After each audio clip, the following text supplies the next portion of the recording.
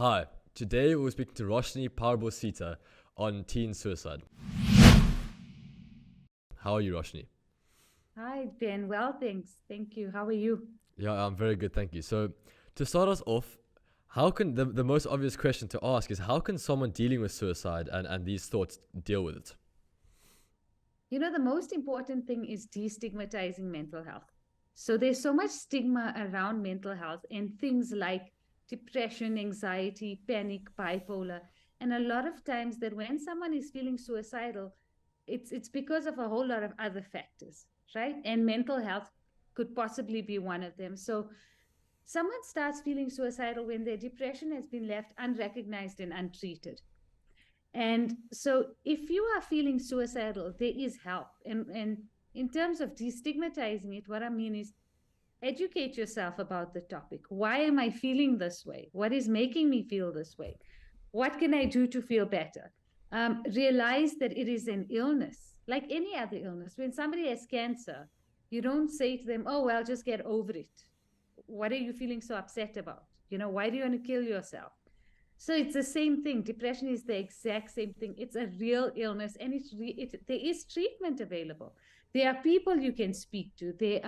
There's things you can read up on. There is the call center that I work at.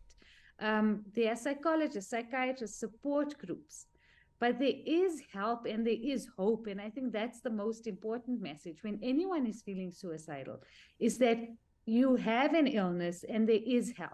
Whether it's medication or any of the other things I've just mentioned, we can help you. And for people who have friends who are dealing with this, what you mentioned as sickness, there must be some symptoms, like every sickness has symptoms. And what are these symptoms? What does it feel like to be dealing with this sort of stuff? So firstly, if you look out for signs of depression, if they are very sad, suddenly, if your friend is someone that loves going out and doing things, and now all of a sudden they just want to stay at home, or they've always loved staying at home and now they want to go out quite a bit and party and do things that are very out of character. If their character has changed in the last 2 weeks and it's been constant every single day for 2 weeks or longer, then they may have depression. Someone who is feeling very depressed and possibly even suicidal feels like they have the weight of the world on their shoulders. Many people actually even walk as if they have the weight of the world on their shoulders. But a lot of our teens and our youngsters and our young adults who do feel suicidal say things like, I'll give you a typical example of a girl that, was very suicidal, and she cut her hair. She went from very long hair to very short hair.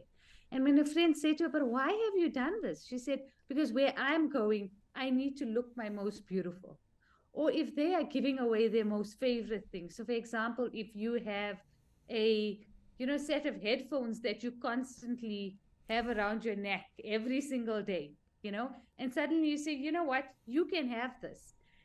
Sometimes we think, oh, that's so cool, I scored a pair of headphones, when what we should be asking is, but you are never seen without that. Why do you suddenly want to give these to me? And the answer will be, well, where I'm going, I don't need it. But we don't think to ask the question, okay, where are you going? You know, someone who is very suicidal will be so down and depressed. And then when they realize that, okay, I have a solution to my problems, will suddenly feel as if, okay, the weight has been lifted.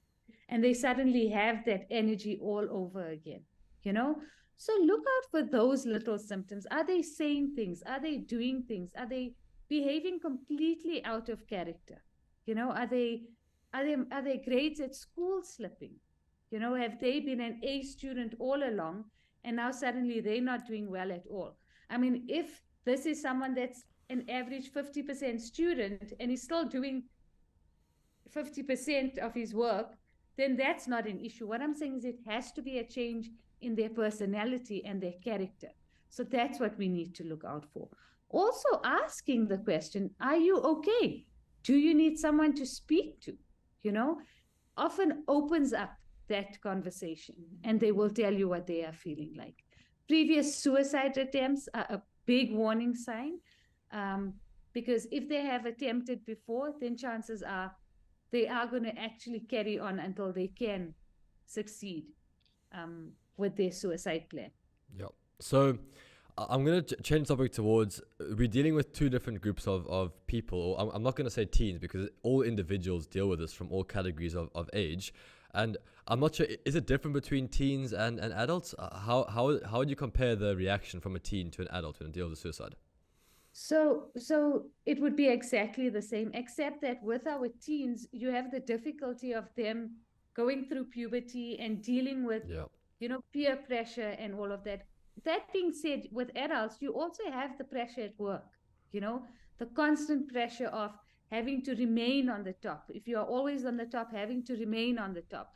If you are somewhere in the middle, having to get to the top, that constant pressure. So dealing with it is the same, being able to speak about it is, I think, the most important one. And asking questions, being someone, the reality is we don't always have the answers. If someone comes back to you and says, yes, I am feeling suicidal, we may not always know what the answers are. Not everyone has that answer. And that's why the counselors at the South African Depression and Anxiety Group are there. We can guide you through that, But in terms of what you are looking out for, the signs and the symptoms, with children, kids, adults, teens, it's all the same.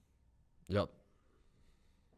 And for someone who might have friends who are dealing with this issue, how should we confront them? I mean, are there any signs, like you mentioned, are there any signs that might be noticeable at school that might tell individuals that someone might be dealing with this issue? And how can someone that has a friend that is dealing with issues regarding suicide and suicidal thoughts, how can we confront these people in the correct manner to try to help them?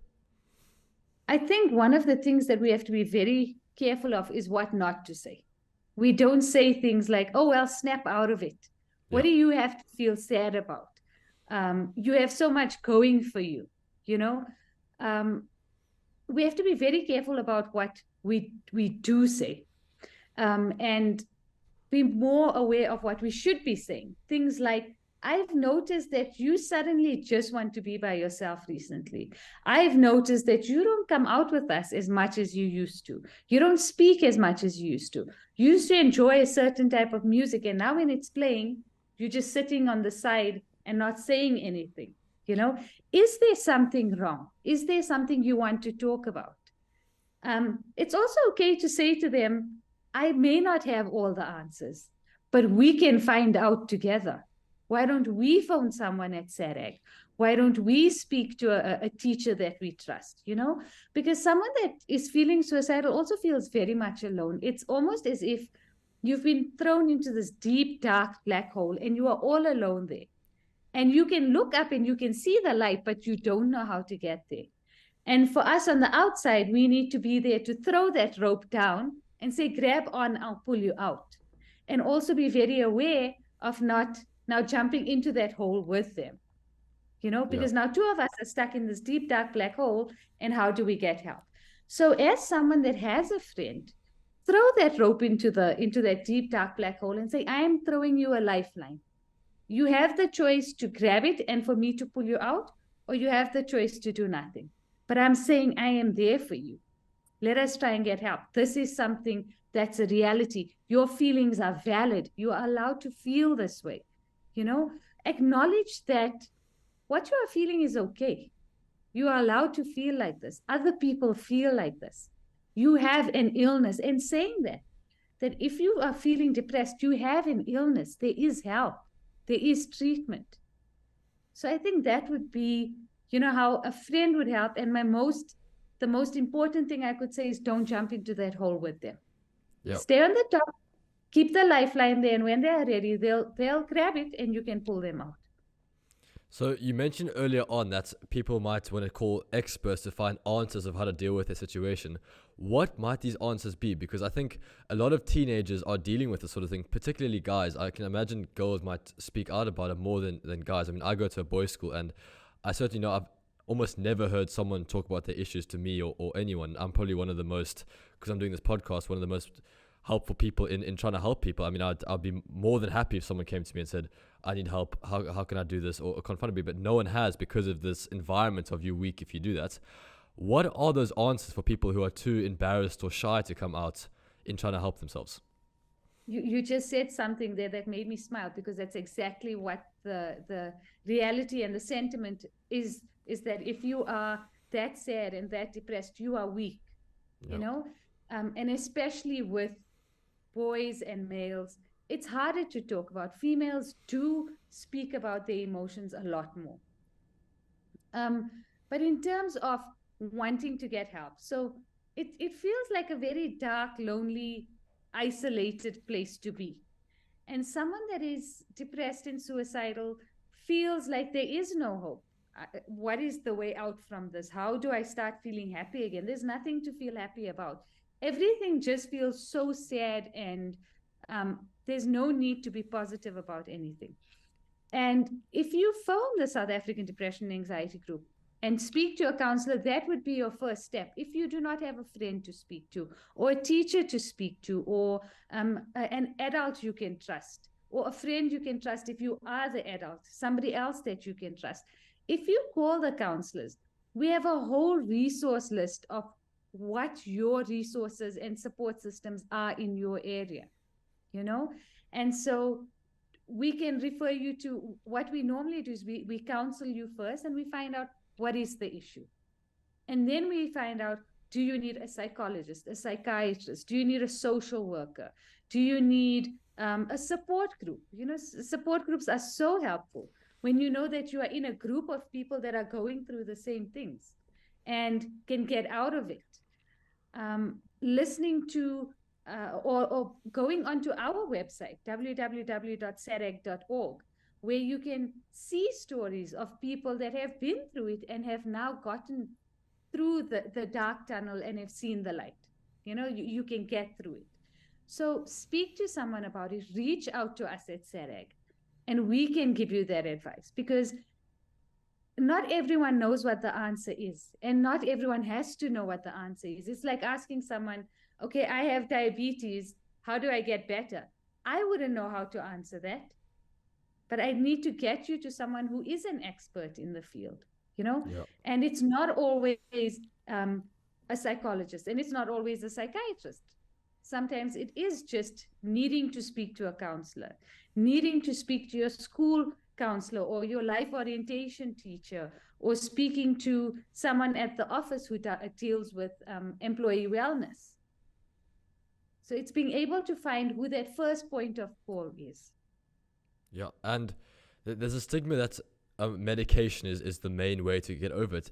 Is that the only way you can come out of the situation with depression or suicidal thoughts? So medication is a big part of it. The stigma around antidepressants is that it is addictive, and once you are on it, you can never get off it. And the reality is that sometimes the depression may be major depression where you may have to stay on it long term. Yep.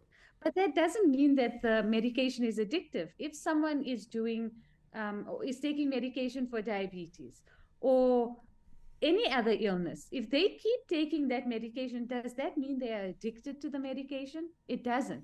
And so that's the exact same stigma, or that's where the stigma comes in with depression and feeling that sad, is that if you do need to stay on it, it doesn't mean you're addicted. It just means that your brain is not producing the serotonin it needs to produce, and the medication helps with that. That being said, medication is not the only way. There's a group of things that you would have to do. You may have to have medication and therapy, or you may just need therapy. You may have to have medication and a support group, or you may just need therapy and a support group. We have to find the best combination for you. Your psychologist or your psychiatrist or your GP would have to find the best combination for you. So that whole stigma around medication and it being addictive is not true. It just depends on what your body needs. And sometimes your body may need it for a little bit longer. Yeah. And we've discussed, I'm going to go back in our conversation. We've discussed if you have a friend who's dealing with the situation, how can you confront them? If you are dealing with the situation, how can you confront a friend to try help you? Again, talk about it. Realize that this is not something that I should be ashamed of. Say to yourself, my feelings are valid. I'm allowed to feel this way because I have a real illness. and it is treatable. And then find that person that you trust. Find that person that you know won't make fun of you, will not judge you. And that may not always be someone that's your own age. It might be someone that's a little bit older. It might be an adult. Again, it might be a teacher. It might be, if you attend a church, it might be a pastor. It might be someone that you look up to and someone that you know can walk that road with you. It doesn't also have to be someone that knows what the road of mental health is or has traveled that road. Just someone that can say, I can help you. I have all the answers, or actually, I don't have the answers, but let's find out together. Yes.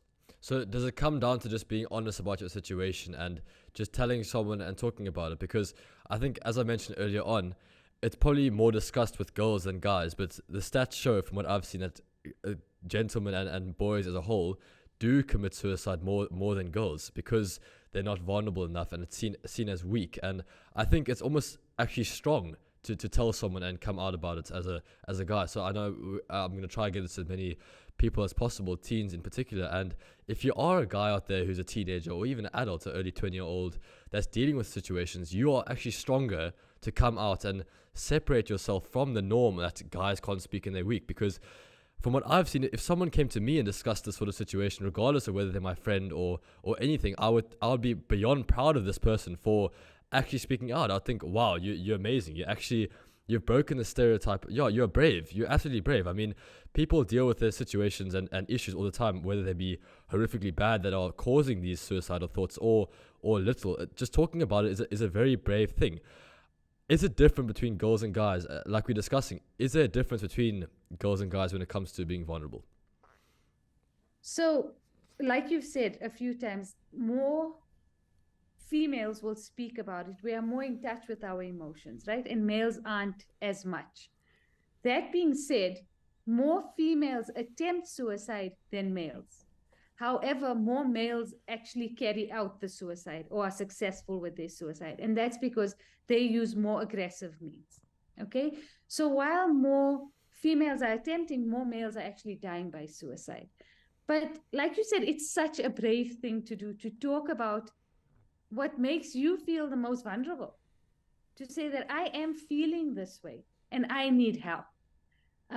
If you think about what everyone is going through in the world right now, with everything, I mean, the South African Depression and Anxiety Group just had to do research on how load shedding affected our mental health, Oh, wow. And so it's everything contributes to this. Everything is contributing to how we are feeling.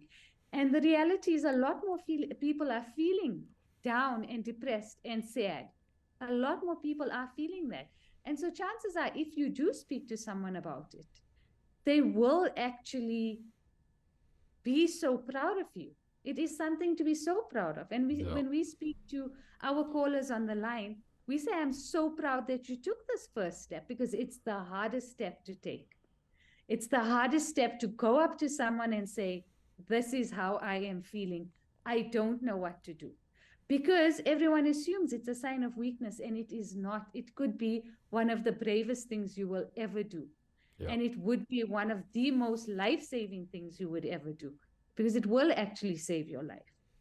Yeah, absolutely. And I'm going to move on to social media and online interactions, which I'm assuming plays a massive role in this thing. I mean, I know during lockdown, when the coronavirus was about, which was a horrible time in our country, the cases regarding abusive families, etc., just spiked because people were in the house the whole time and couldn't escape from the situation. Social media is a similar thing, because you almost open to a world full of toxic individuals who are telling you that this is how you must be and all that sort of stuff. How does social media and these online interactions impact the mental health of teenagers and individuals and humans as a whole? It's so difficult, because you never know who's going to receive that message you've just posted on social media. Is it someone that is wanting to see you fail? Is it someone that's wanting to see you feel the way you are feeling? Or is it someone that's going to say, your feelings are valid, let's get help. I'm so proud of you, let me help you. You never know. It's such a toss-up between what am I going to get? It's a gamble. Yeah. And the online bullying that goes on. It's so easy to create a fake profile and just start attacking one person. That being said, people are brave enough to bully someone face to face. So why wouldn't they do it behind a false persona or behind some fake profile? You know, so it's important to ask yourself, what am I gaining out of this social media interaction? What am I actually gaining? What am I gaining from seeing how amazing that person's life is? And the reality is, a lot of people only post the good times of their lives. When things are not going great, they're not going to post it on social media. And so if you're benefiting from it, that's amazing. So your podcast on social media, so many other people would benefit from that, right? But somebody else may post something and you're not sure what you are going to get from it. And you have to be so careful. If this is something that is toxic and not benefiting me, I need to stay away. Yeah. But if it is something that I am benefiting from and will be a positive energy in my life, then I will continue. So it is a very conscious decision. I mean, as a parent, I have to think, my son is 15. Do I allow him to see what this whole world of social media is? Because you do open up your child to a whole other world that you've been protecting them from for a long time. And do you want to do that? On the other hand, you don't want them to open up their own social media profiles and you don't know anything about it. Yes. So social media is very iffy, and if you are not benefiting from it and you're not getting anything positive from it, and it's very toxic, stay away from it. Yeah. And there's a constant thing, and please correct me if I'm wrong, I'm obviously not the professional on the topic, but from what I've seen among the students and the people I'm around is people who tend to attack and bully other people are generally dealing with similar issues when it comes to being unhappy. And the reason they're doing it, they pull other people down. It's like the rope theory, which I read in a book about this topic because I'm obviously very interested in it, which is why I started the podcast, is they're trying to pull themselves up, but lowering someone else while trying to pull themselves up from the below and rock bottom that they are also hitting.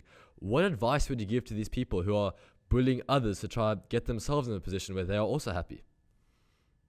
For me, that situation, I'm going to give you a message to the bully as well, but I want you to give a message to the victim first. For the victim, I want to say that I understand you are being bullied, and it almost makes you feel as if you have done something wrong. But what you need to understand is that the bully is not doing this to you because you've done something wrong or because you are a bad person. The bully is doing this to you because he himself or herself is going through something outside of school. And this is the only way that they can feel some sort of power. That being said, it doesn't mean that your feelings are invalid. And we still need to speak to you and validate how you are feeling and how this bully has made you feel. But what you need to realize is that you have done nothing wrong. Yeah. You have done nothing wrong for you to be bullied.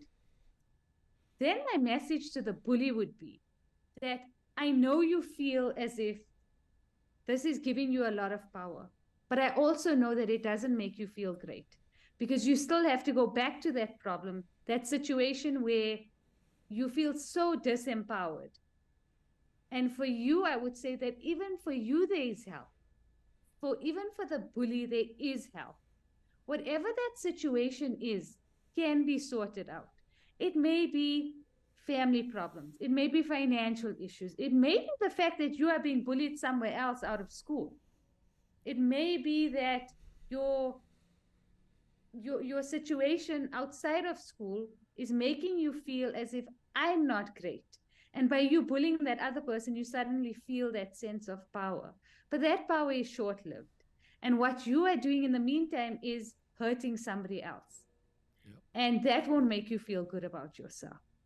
So if you are the bully, you are bullying because something is hurting you. Something inside is troubling you. And even you can get help. Yeah. So that would be my message for both the bully and the victim. And when dealing with schools, because almost every teenager and child goes to a school and has that sort of environment, when targeting the schools and the heads of these schools, how can schools deal with the issue, and what should change in a school environment to try to help these people? And unfortunately, with our schools, I'm finding it now, we need to get into a whole lot of schools and do our suicide shouldn't be a secret presentation to all grade 8s to grade 12s. Schools don't want to talk about it because they feel that once we open the can of worms, you go away, SADAG, and now we're left with the problem.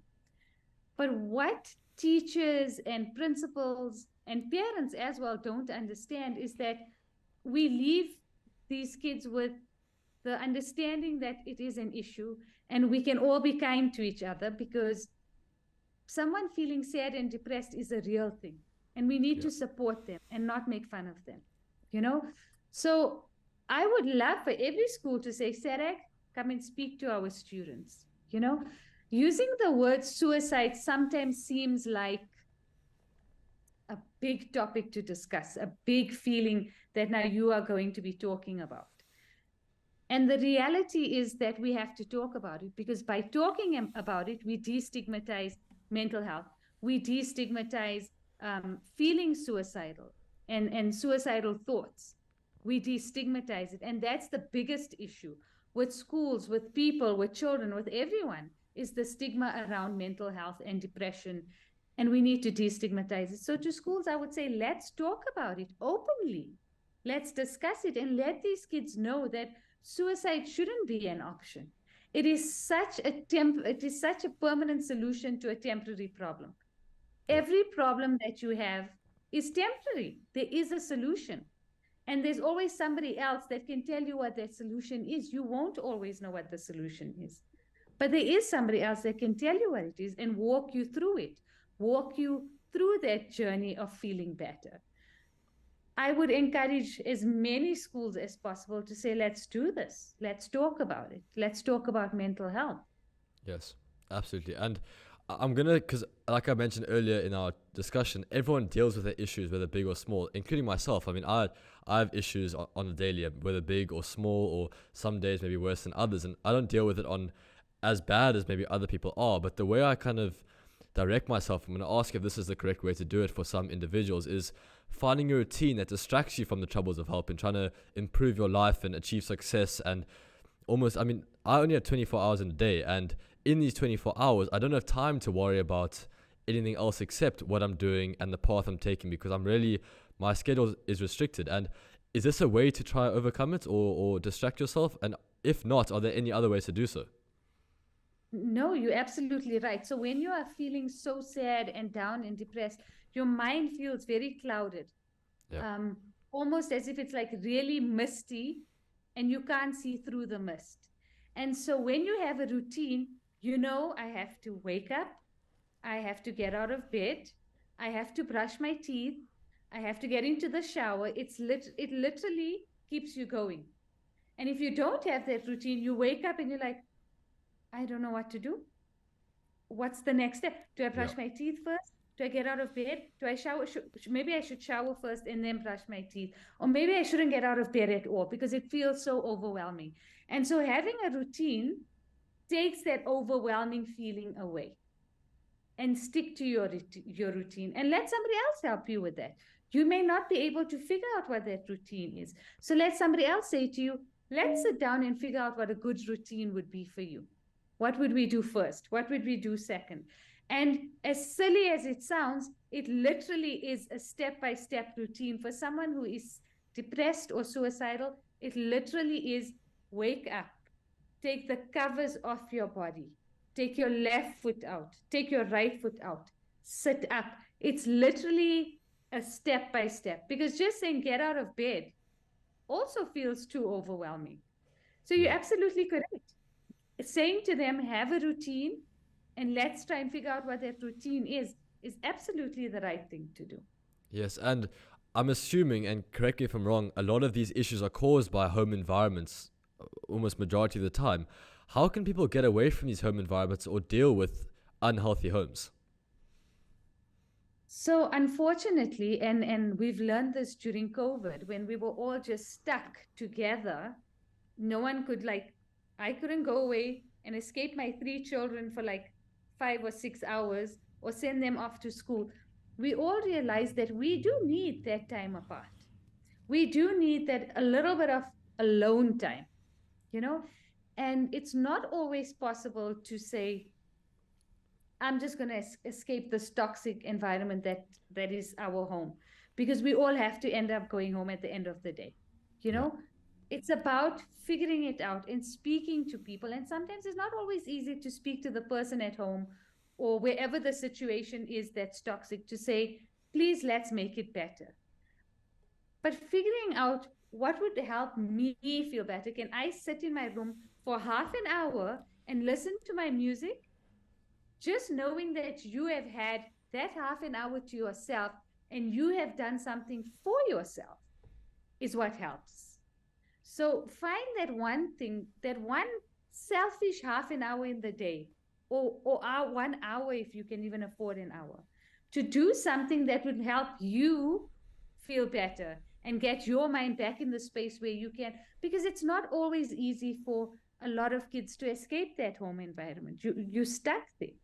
Yeah. But you can speak to someone you trust. There are social workers that can help you.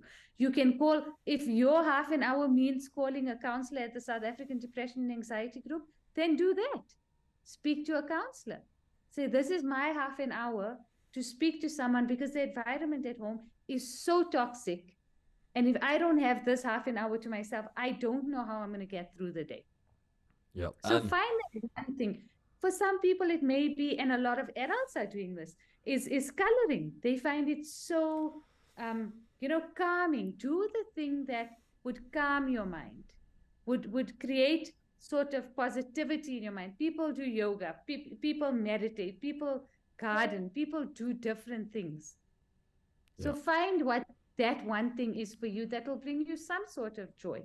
Because even that half an hour of joy that you have will help you deal with the rest of that environment. That being said, there are a lot of people you can speak to about it. Yeah. Speak to a social worker, speak to someone outside of their environment. There may be a family member that you can speak to.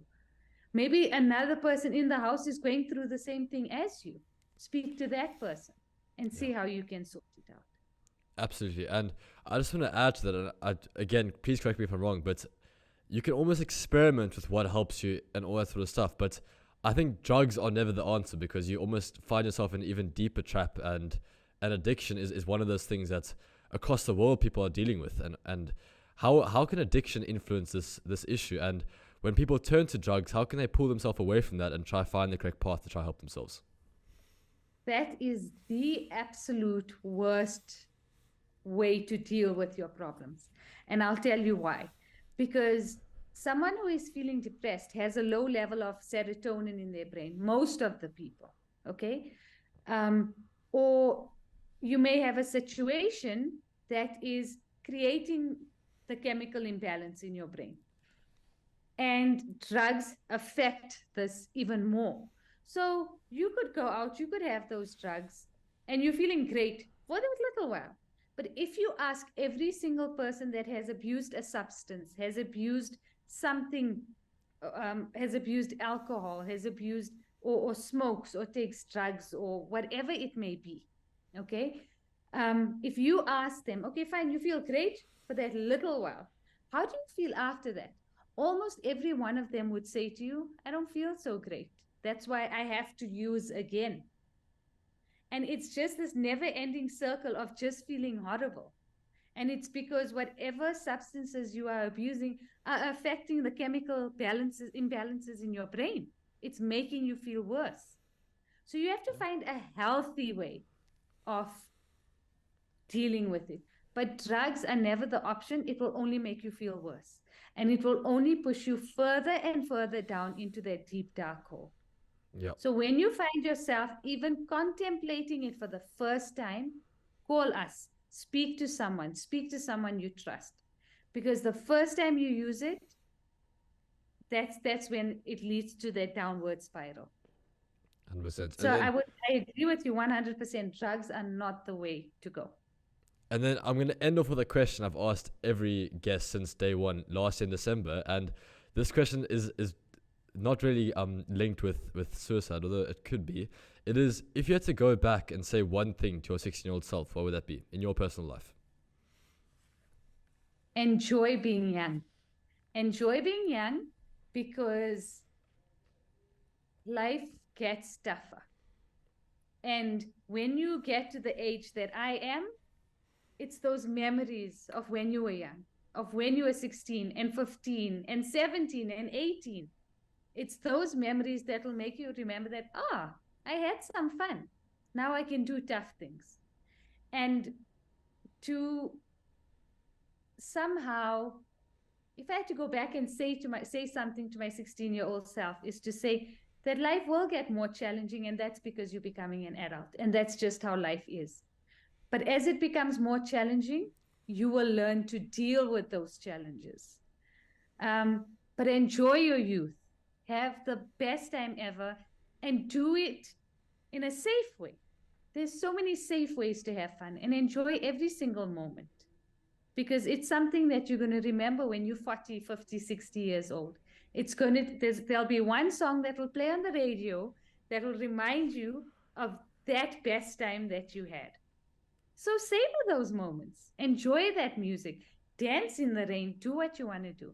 There are no limits to what you can do. You do not look foolish. Just have fun, have the best time of your life. That would be my message. Okay, well, thank you so much. I really do appreciate the interview. I'm going to try separate it to as many teenagers as possible to try help them with the issues they're dealing with. So thank you. Thank you. I'm so grateful for the platform that you have created. And I've realized that our teens and I think even adults watching your podcast will realize that, wow, if he can speak about it, then so can I. So I am very grateful to you. And I don't think you realize that by doing this podcast, how many lives you are about to save. Thank you for listening to that episode of Greater Podcast with Roshni from South African Depression and Anxiety Group on suicide. See you next time.